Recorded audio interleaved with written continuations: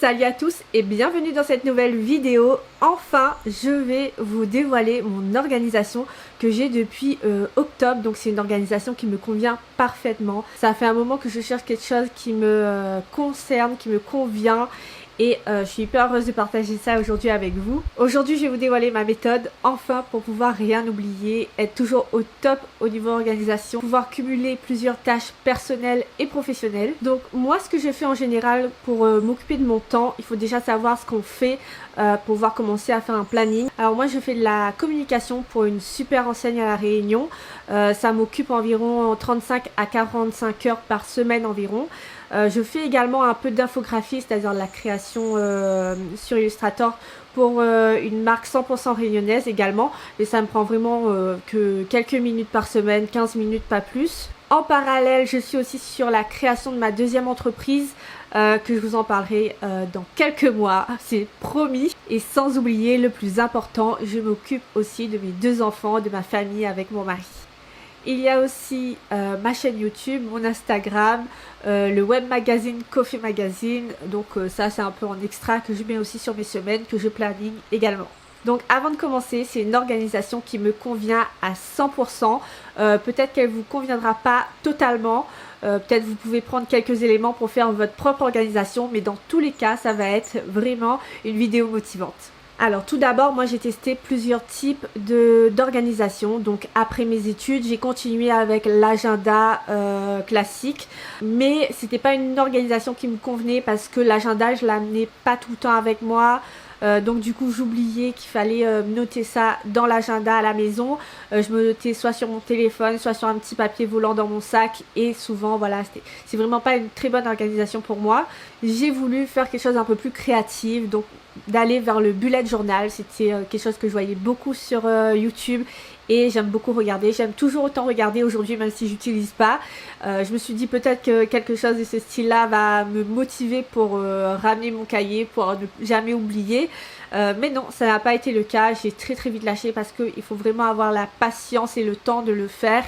Et je voulais pas prendre le temps de le faire, donc c'était vraiment pas quelque chose qui me convenait. Il fallait vraiment tout écrire à l'intérieur, il n'y avait rien, que des petits points. C'était vraiment pas pour moi. Donc voilà, c'est vraiment en fonction de chacun. J'ai quand même continué à utiliser mon bullet journal, mais comme bloc-notes. Donc en fait, je notais vraiment toutes les tâches que j'avais à faire dans la journée. Tout ce que je pensais, je notais. Sauf que c'était c'était un très bon moyen pour moi de rien oublier. Ça, c'est cool. Par contre, noter plein de tâches comme ça pour une journée, c'était à un moment donné, ça me fatiguait. Parce qu'il y avait beaucoup trop de tâches dans une seule journée et je pouvais jamais terminer ma journée avec tout coché. C'était impossible, j'avais tellement de choses à faire.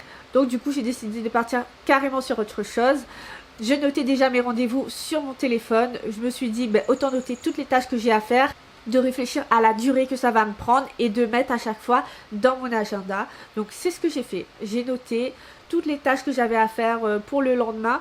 Celles qui n'étaient pas urgentes, je les mettais pour le après-lendemain, etc. Et comme ça, je pouvais vraiment savoir tout ce que j'ai à faire, combien de temps ça va me prendre et quel temps il me reste dans la journée pour faire peut-être d'autres petites choses en extra. Alors aujourd'hui, je vous présente l'application que personne ne connaît. Non, je rigole bien sûr. C'est l'application Calendrier sur iPhone et je l'utilise vraiment. Moi je l'adore cette application, pourtant c'est un truc super simple. Il y a plusieurs que j'ai testé et c'est vraiment celle qui me convient le plus simple. J'ai pas besoin de plus pour le moment, donc il me convient beaucoup. Et en plus je peux le mettre sur le cloud. Je peux vraiment organiser ma semaine sur l'ordinateur, bien à l'aise, avoir vraiment un grand écran sur vraiment toute la semaine, donc ça c'est cool. Et l'avoir aussi dans mon téléphone avec moi si je vais quelque part ou quoi. Je peux noter sur mon téléphone, l'avoir à la maison après sur l'ordinateur. Ça me convient vraiment à 100%. Donc je vais vous montrer comment je fonctionne pour pouvoir planifier une semaine. Donc on va la faire ensemble. Bien évidemment c'est pas vraiment ma semaine définitive parce que j'ai tout simplement pas envie de montrer mon planning exact sur internet. Mais c'est vraiment pour vous donner une idée, les codes couleurs, le temps à mettre, etc. Donc je vais commencer par me mettre sur l'ordinateur pour vraiment avoir quelque chose de fluide et pouvoir noter tout dans ma semaine, le voir vraiment en entier. Et donc on va faire ensemble la première semaine de février. Tout d'abord, j'ai des codes couleurs. Par exemple, le rouge c'est pour le travail, J'ai aussi le violet pour mon projet personnel, enfin le projet que je vais vous en parler bientôt. J'ai aussi tout ce qui est en bleu, le personnel.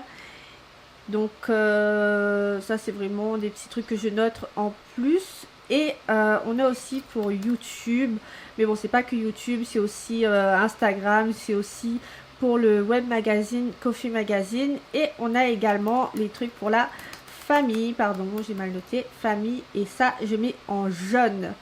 Voilà. Donc voilà mes codes couleurs pour moi, ça c'est vraiment très important de noter, comme ça on voit vraiment sur toute la semaine ce qu'il y a à faire et pour quelle catégorie. Donc famille, pourquoi? C'est parce que c'est aussi au cloud, donc c'est-à-dire ma fille aussi reçoit ces notifications là, donc elle a ça dans son agenda, donc c'est vraiment juste pour qu'elle s'habitue un petit peu sur... pour tout ce qui est organisation, mais voilà, c'est vraiment pas nécessaire, comme par exemple là il y a l'anniversaire de quelqu'un, elle a ça également, et puis elle peut souhaiter la bonne anniversaire à cette personne le jour indiqué. Donc voilà, on va commencer par tout ce qui est personnel et répétitif. Donc là, comme c'est une semaine où il y a école, je vais me lever. Je vais pas écrire lever, mais écrire déjeuner et déposer enfant. Vraiment un truc comme ça pour vraiment me donner le temps. Donc comme c'est personnel, je me lève, je sais même pas, 6h30 et je vais faire ça jusqu'à 8h15 environ. Je vais voir 8h15, c'est ça. Même 6h30, je crois que c'est trop tôt. Je me mets à 6h45. J'aime pas me lever trop tôt. Donc voilà, et ça je vais la répéter toute la semaine, sauf le mercredi parce qu'il n'y a pas école. Voilà. Ensuite, je vais continuer dans les tâches personnelles. Donc j'ai récupéré les enfants, par exemple, récupérer enfants. Et là, on va les récupérer entre 16h, voilà, 16h15 jusqu'à 17h, dans 16h. Oh là là, ça fait n'importe. 16h30, le jour même. Hop, voilà. Donc quelques minutes pour récupérer les enfants à l'école. Et pareil, je colle ça toute la semaine. Vous allez dire c'est inutile, voilà pourquoi je note ça.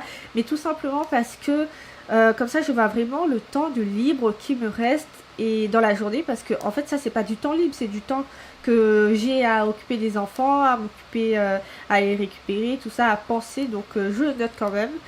Ensuite j'ai également par exemple le mercredi les cours des enfants.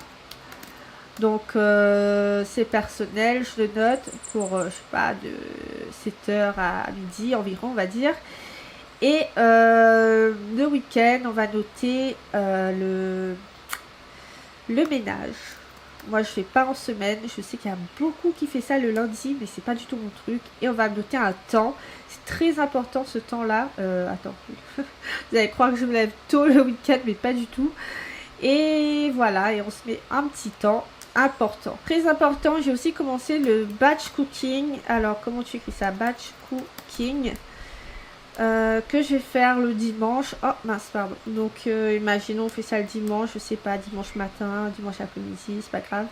Et je prends environ 2h30, je vais même mettre 3h, je suis encore novice. Ensuite, je me note quand même des petits objectifs que je dois accomplir cette année, comme par exemple lire...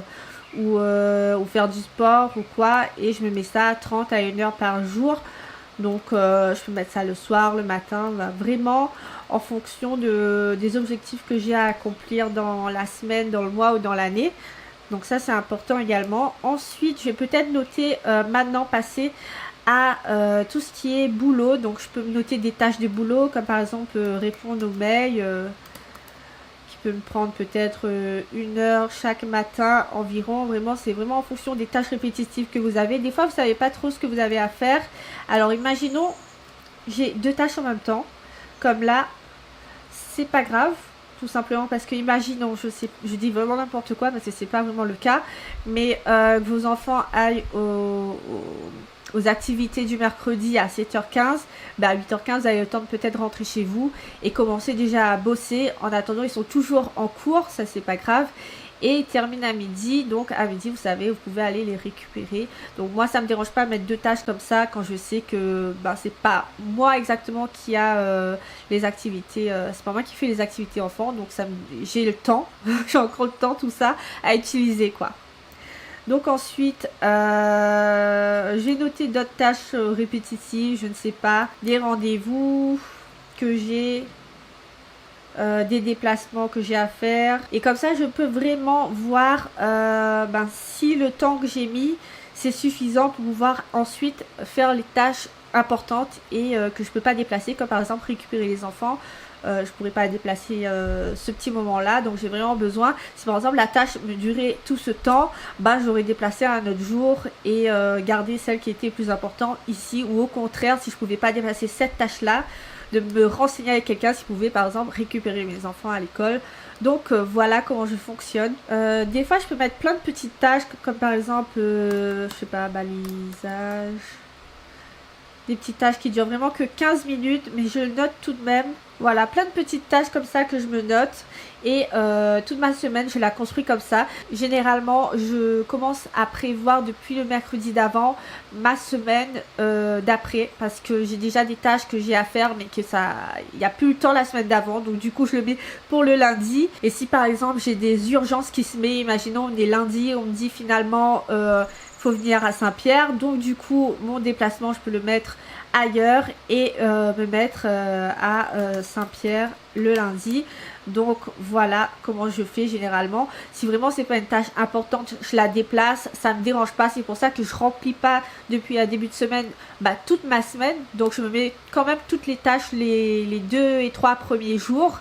Et si vraiment il y a des urgences, parce qu'il y en a toujours des urgences, et là je les déplace et je mets l'urgence au moment voulu quoi.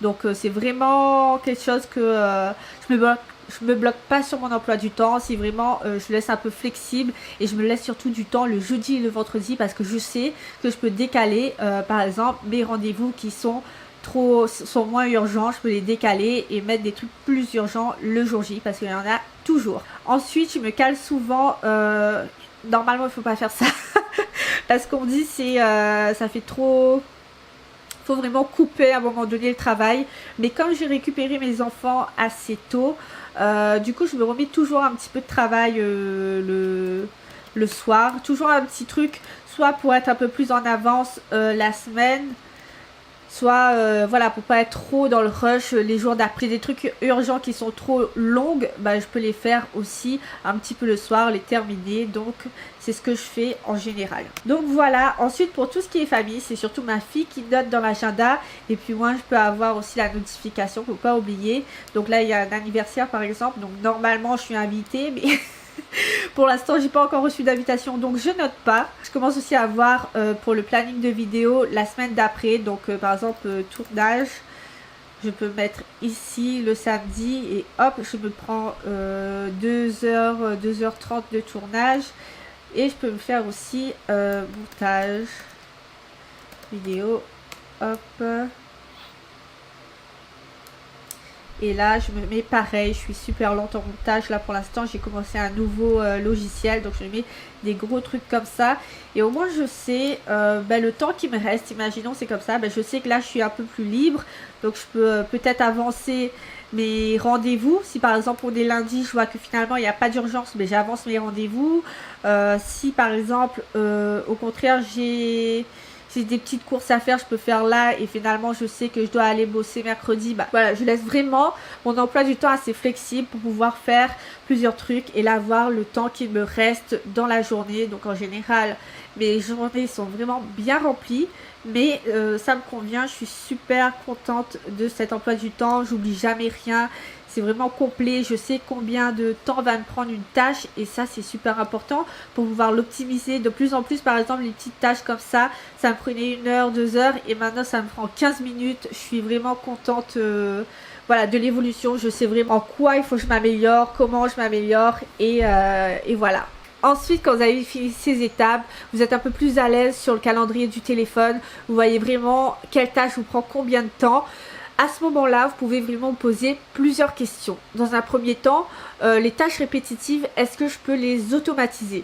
Donc par exemple, si vous envoyez des mails chaque matin pour dire à des personnes de ne pas oublier telle chose ou etc. Et ben vous pouvez les automatiser et voilà, ne pas perdre de temps. Imaginons vous êtes comme moi dans la communication, vous avez des posts à faire chaque jour, à poster, etc. Ben vous pouvez les automatiser sur Creator Facebook. Et voilà, être plus à l'aise la semaine, vous savez que vous n'avez rien à poster, c'est déjà en cours. Vraiment, très important cette étape. Aussi, la deuxième, c'est de voir si vous ne pouvez pas déléguer. Il y a des tâches, peut-être que ce soit personnelles, comme par exemple le ménage. Vous avez les moyens de payer quelqu'un, ben pourquoi pas le faire. Ou alors vous avez une petite tâche un peu moins récurrente, comme par exemple tondre le gazon, mais il faut absolument le faire parce que il y a des gens qui viennent chez vous samedi mais vous n'avez vraiment pas le temps. Bah pourquoi pas déléguer et voir avec quelqu'un s'il peut le faire. Donc voilà. Et la troisième, c'est qu'est-ce que vous pouvez totalement supprimer. Est-ce qu'il n'y a pas des tâches peut-être inutiles pour l'instant que vous pouvez reporter l'année prochaine? Par exemple, vous avez des projets en cours, vous avez absolument besoin de le terminer. Votre objectif par exemple de lire 1 heure tous les jours, vous avez besoin de cette heure là, pourquoi pas la supprimer pour le moment, la remettre la semaine prochaine parce que vous devez terminer ce projet là cette semaine. Donc vraiment important à aussi définir sur ces tâches quotidiennes. Donc voilà, rappelez-vous des 3 points. Est-ce que je peux déléguer à quelqu'un? Est-ce que je peux l'automatiser? Et est-ce que je peux la supprimer ou la reporter? Donc voilà, aujourd'hui c'était vraiment une petite vidéo, mais je voulais vraiment vous parler de cette organisation. Je pense que dans une prochaine vidéo, alors dans quelques semaines ou quelques mois, parce que je teste d'autres choses, mais je vous parlerai aussi de mon organisation pour les plannings de repas, parce que ça aussi j'aime beaucoup m'organiser pour comme ça après la semaine, je suis pas trop overbookée avec tous les repas qu'il y a à faire. Donc voilà, dites-moi ça. Alors très important, j'ai oublié de vous dire en début de vidéo, mais généralement je poste mes vidéos les mercredis, donc celle-là c'est le dernier mercredi parce que à partir de la semaine prochaine je vais les poster les samedis matins parce que mon type de vidéo je pense que ça va être un peu plus motivante pour les personnes qui vont regarder ça le samedi et être un peu plus motivées sur ces choses personnelles. Donc voilà, c'est la dernière vidéo de mercredi et ensuite ce sera tous les samedis. Donc moi je vous dis à samedi prochain pour une prochaine vidéo. En attendant, abonnez-vous et mettez un petit pouce en l'air.